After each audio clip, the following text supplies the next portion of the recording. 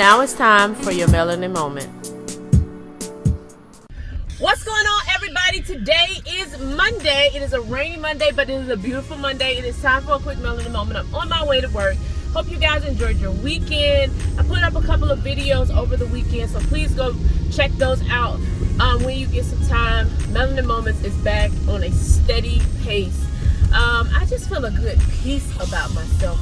And I want to share something with you because I was talking to my children the other day. Of course, we're in the book of Genesis where it all began. And we were actually reading in the New Testament with somebody's scripture of the day about do unto others as you would have them do unto you. And I told y'all before, there's nothing new under the sun. Everything that is happening now has happened, is going to happen, has definitely occurred in the Bible before we got here. And we see consequences for the things that were happening. And so we just can't be going through life thinking that something's not going to happen to you just because you want to do what you want to do. And so a lot of people accept the consequences that things are going to happen, but there is nothing new under the sun. So do unto others as you would have them do unto you. We are in the book of Genesis, like I said, and we are talking about Jacob and Esau. And if you don't know the story of Jacob and Esau, you should be ashamed of yourself, because you should know that Jacob stole, technically, Esau's birthright. He fooled his father. His father was bad on his eyesight at the time. Him and his mother actually fooled their father, tricked their father, beguiled Isaac into blessing him with the firstborn birthright and not the person that was supposed to get it, which was Esau. But like I said, if you don't know the story, Esau sold his birthright to Jacob for a bowl of soup because he was hungry one day, and he was like, what's the point of me having this birthright if I ain't gonna eat and I'm gonna end up dying? So he gave Jacob his birthright for a bowl of soup. So when it came time for him to actually get the birthright, Jacob had already beat him to the punch, courtesy of his mom and her deceitful ways. And Jacob had to flee because Esau was like, listen, when I see my brother, it's on sight.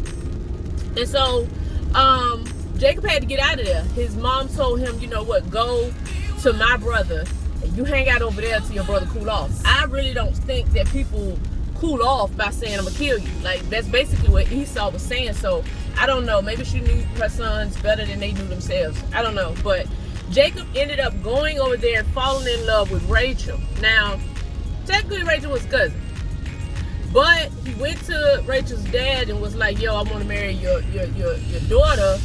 But he ended up getting tricked into marrying Leah. So the same way that he tricked his dad, he got tricked. So basically the scammer got scammed. So I said all that to say, we can't go through life thinking that we're going to do people in a kind of way, treat people in a kind of way, try to get away with stuff, and it's not going to come back on you. My grandmother used to tell me something all the time. The way that you treat us growing up is the way your kids going to treat you. But it's going to be worse. And so we don't want to have anything bad come back up on us because we done did people any kind of way. And when it comes back, it's going to be worse than what you dished out. Because a lot of people can dish stuff, but they sure can't take it. So we got to be mindful of how we treat people, what we say to people, how we interact when we're in communities, how we love on our children. Life is short. Life is short. And you just cannot go through life doing whatever it is that you want to do and think that that stuff ain't going to come back on you or that there are going to be consequences. So don't be like Jacob, the scammer, the first scammer in the Bible that got scammed. Because it's going to happen. And like I said, there's nothing new under the sun. So if they went through it in the Bible, you're going to see it on this earth. Just make sure it ain't you. So that's the melanin moment of the day, you guys. Hope you guys have an amazing Monday. Please be safe out here in these streets. I say it all the time. Wash your hands, wear your mask, keep your distance. I have been in some stores where people are not masking up because I feel like they feel like they're Avengers. And that's their right to feel that way.